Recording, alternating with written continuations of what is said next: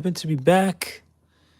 Not as coolly as Arnold. I wish we could be as cool and as back as the Terminator, but it didn't work out. It didn't work out.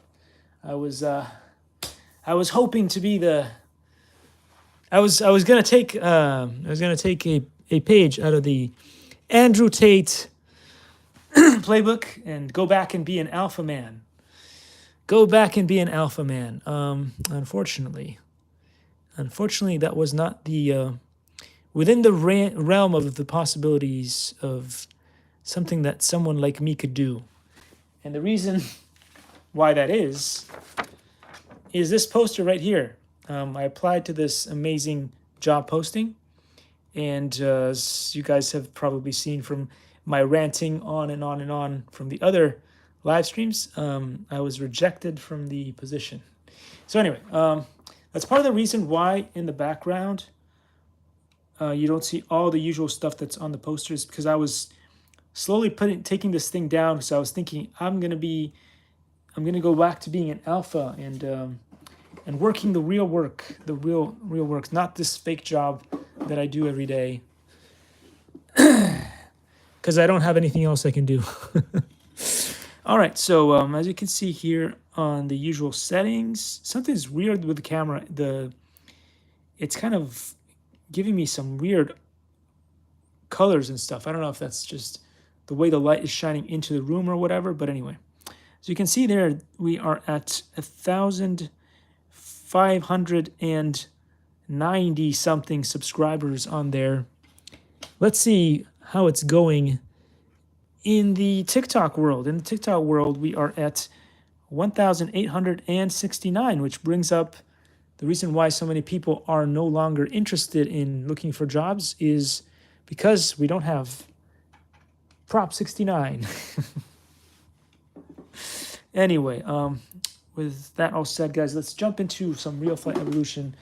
Don't want to get too carried away with the ridiculous things that I say. I don't remember. I think something's wrong with the Real Flight Evolution. As you can see here, for sure there were more trophies, or maybe I just forgot about it. Something's a little off. I'm not sure what's going on. But anyway, we did manage to get like gold medals for some of these. On some of those, it probably is going to be impossible for us to ever achieve it. Because as you saw here, like this was hard enough to get like two of these. These are probably going to be impossible. Like the maneuvers that I would have to do in order to beat some of these levels is just out of control. So this is where you guys understand that people will plateau at some point, and they won't be able to make it any further than that. We recently just had a live stream, and on this app we had 208 people show up. And if you guys go check out the wall, you will see that on the YouTube there were 0 people watching. Is that what do you say, uncommon? No, it's the norm. It's the norm, guys. It is the absolute norm. And what are you going to do? Exactly nothing. What can you do, right? Same as when I was at the interview just the other day. And again, as a good little boy, good little beta boy, I showed up way earlier than the actual thing. I think you're supposed to arrive there at 10 o'clock, and the thing was going to be happening between 10 and 12 or 10 and 1. I can't remember now. It's been a while. But anyway, I was there somewhere between, I would say 9, even before 9, just to check out the place, to make sure that I knew what I was doing, that I wasn't going to be there wasn't going to be there late. And as a good little boy, I went in, as I said before. I was in line waiting, and then I let some ladies ahead of me, because ladies first. I mean, that should be automatic, right? For males, that should be automatic. I'm not sure if it's still automatic, but for me it is. It's how I was brought up. Ladies first. And then, as I said before, it was really complicated. So one thing that you will need to watch out for when you do decide to do the different processes and trying to get into jobs, this is a little bit different from back in the day when when I first started looking for jobs. If you are relying on systems such as iPhones and stuff to do stuff, iPhone is not the best one to have. It's probably better to have Android because most of those job hunting tools are designed for Android and not for iPhones. But if you do have an iPhone, you can still get away with doing some of the stuff on there by being sure that you have Google Chrome. Google Chrome is your friend in that case. Unfortunately, it is disastrous and very annoying to use Google Chrome, and it kept crashing on my iPhone 13. But again, the iPhones that have that crazy notch at the top of the display are not good for job hunting or doing a bunch of the other things, because that notch of death, the notch of death that you can see, it's hard to see on camera, but there's a notch on the iPhone 12s and also on the iPhone 13s, minis, and also the larger ones. For some reason, Apple decided, okay, they were going to have a notch there, and that notch interferes with your ability to do so many things, including sometimes even on YouTube and some of the other platforms and stuff. When you're doing stuff, it does get in the way of so many things. So it was a whole lot better to have a slightly smaller looking screen, right? Slightly smaller looking screen that is still sort of square or rectangular. Rectangular is probably the best definition for it. So that would have been better than what we currently have. Whoa, what's going on here? What just happened? Resume level. Something went wrong anyway. So yeah, just one thing to look out for people who actually care to get back into the job field. It's not for me, unfortunately. It's not for me. I always fail. But if you guys want to get back in the job field, it's important for you guys to know that there are some advantages to having Android and a properly rectangular screen as opposed to the iPhone for signing up the stuff. You can also do it on the computer, but like if you are out there in a lot of these job sites and stuff, you won't really have access to you won't really have access to your computer unless you bring it with you, which could be good or bad. I don't know. Whatever works for you guys, whatever works for you guys. Do what you can. But yeah, you have a definite advantage of having Android for job hunting on many of these networking events. So I thought I'd just share that with you. And also there was the other situation where I was just talking to the very nice guy there in charge of recruiting. And I was in the middle of a conversation, and this guy just jumps the gun, jumps the line, gets in front, starts talking. And as your typical alpha, I should have said, "Hey, buddy, I was here first. I was talking." But instead, I said, "Well, since you've already interrupted, why don't you just go ahead and ask your question?" Because that is what a beta man does. You understand? This is what a beta man does. They will just allow the others to go first. And 9 times out of 10, I'm pretty sure that although I did not make it through the little test that would have given me the job opportunity, I'm pretty sure that guy that cut the line got the job. I'm pretty sure. And that's one of the things, right? As somebody who was brought up in the Christian sort of society kind of mentality of, what would Jesus do and all that stuff, be good to your fellow man and all that stuff. You suffer a lot in general whenever you do anything else in life. And it's because you want to do the right thing all the time, but you realize that when you do the right thing, this is the sad thing about life, is that actually being good and doing the right thing so many different times just cuts you off of the opportunity that you had. And again, so many people are like, well, you know, you had this opportunity. You should have just taken it. Well, if I had taken it, I would have probably taken it from somebody else, and I was just not okay with that way of doing things. You know, like you have coworkers and stuff that you're going to be competing with, and then at some point you're going to be having to knock them out of the court, right? Knock them out of the court so that you can take the opportunity yourself. So yeah, I'm starting a brand new course that you guys can get certified starting tomorrow, and it is about how to be kinder, nicer, more empathetic people. Now, let me tell you why I'm not going to make this course.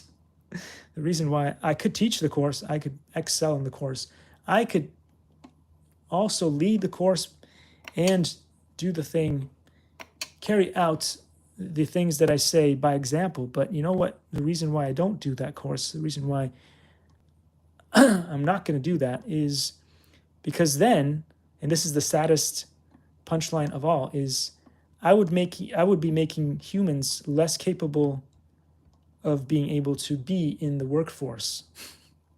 So that would be a disservice to humanity. So I'm not going to do that. I'm not going to do that. Anyway, this is the current state of reality, guys. You're either okay with it or you're not okay with it, but you just have to deal with it. You know what I'm saying? There's no way around it. But you know, when people go out there and they're like shaking their fists and then getting angry and stuff and shouting at this guy and that guy in the government and this guy in the job field or whatever, those people do have merit.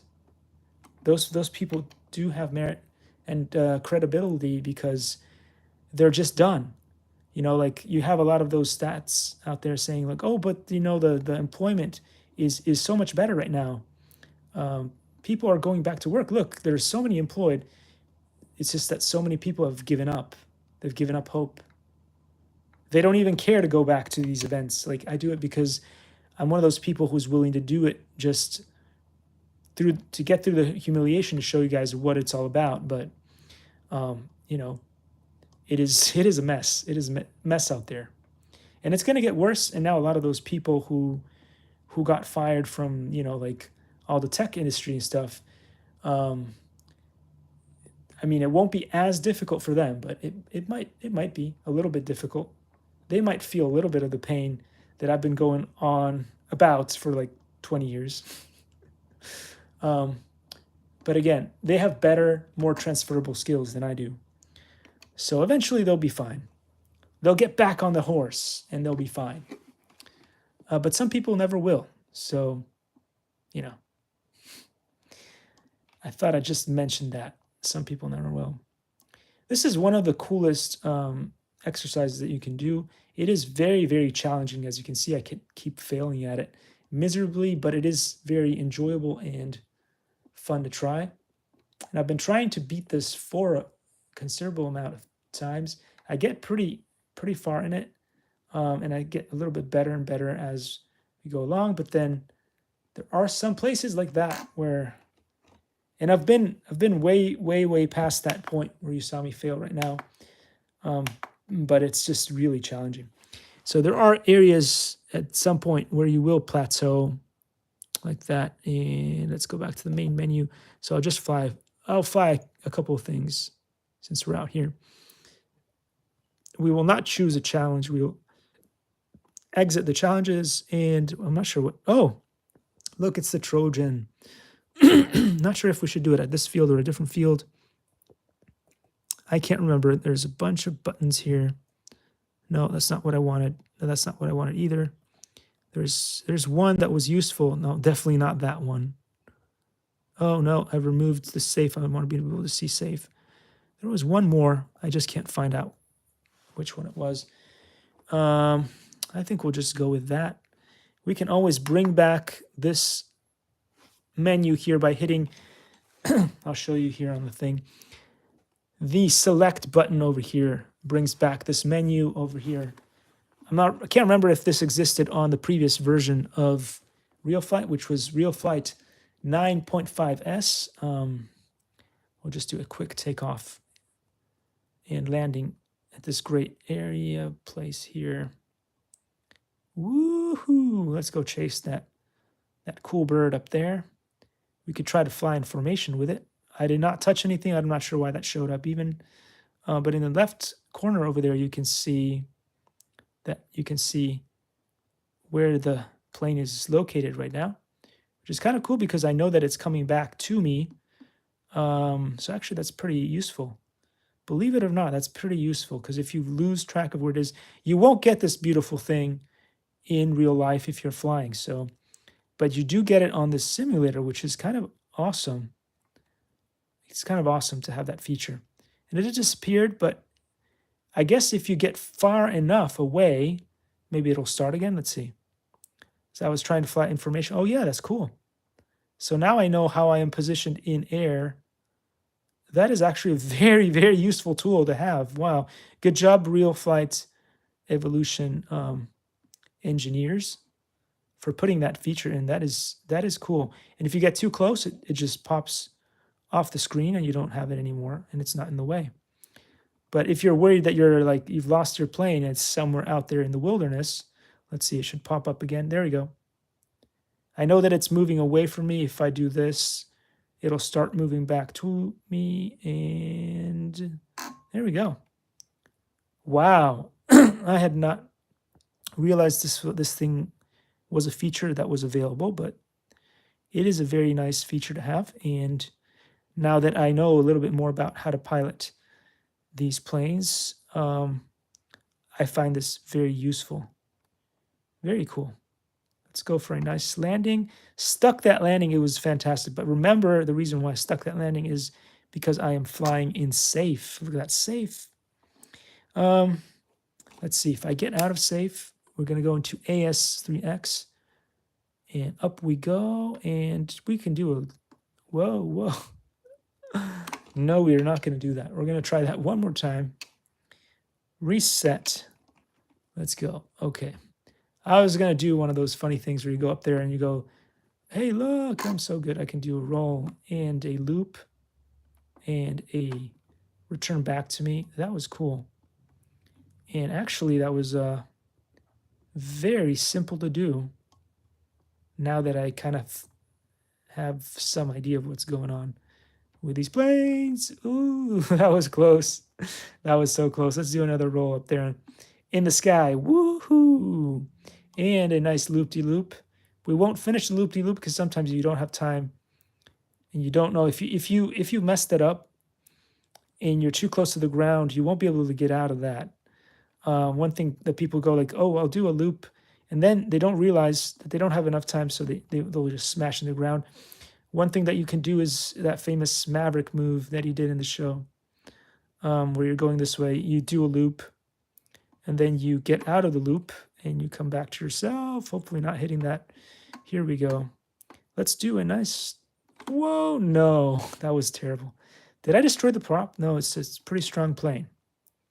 It's a pretty light and strong plane, so it was able to survive that horrible maneuver that I did. But yeah. Let's see if we can do a relaxed landing in non-assisted mode in AS3X. Okay, relax. Take it easy. You've got this. Bounce, bounce and land. All right, let's do that again. That was good until the bounce and land bit. Uh-oh. Okay, come on.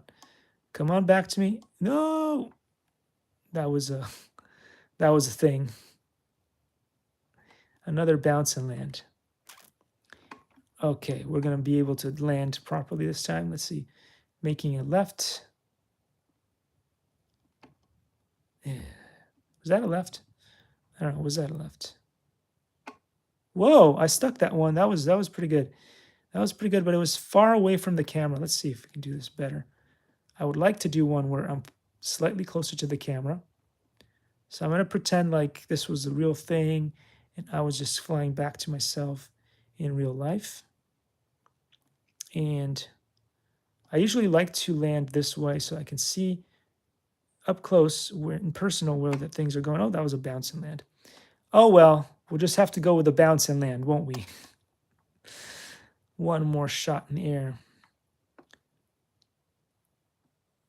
Again, this is another one of those really good planes that are just so fun to fly. And again, come on. Oh, I stuck that landing in AS3X. Finally, that was brilliant by my standards. Trojan, look at him. So cool. So cool. I mean, I love this plane so much. It has to be one of my absolute favorites. Again, as I said before, there was a time when I had one of these. It was not the original. It had the original frame, but I put my own components in there from a baby RC, and it still flew really well. So, is it the same exact plane as what you're seeing there? No, I think it was probably a cheaper version, a lighter version. But I think that overall, it looked pretty much the same. It did not have the cool canopy as this one does with the little pilot in there, so it's not as cool as this, but it was still one of those either Hobby Zone or Horizon Hobby vehicles. And I'm pretty sure you can still find the parts of that on Amazon and on eBay. Don't quote me on it because it was a few months ago. Possibly, I don't know if it was a year, at least close to a year ago that I did that, and it's somewhere on the channel. But anyway, with that said, guys, I'm wishing you guys a fantastic rest of your day. For some reason, I forgot to put the throttle to 0, which is dangerous. You should always set your throttle cut before doing your last talk. So yeah, just going to do the usual things that I do. Is I'm going to thank Spectrum for having a great customer service and sending me that brand new battery. And I'm going to thank Horizon Hobby for providing Real Flight Evolution for us to be able to make these videos on a daily basis. And I do apologize, I have missed out on quite a few days of doing this, but we're back. So thanks for watching, and I will see you all in the next one. Take care, guys.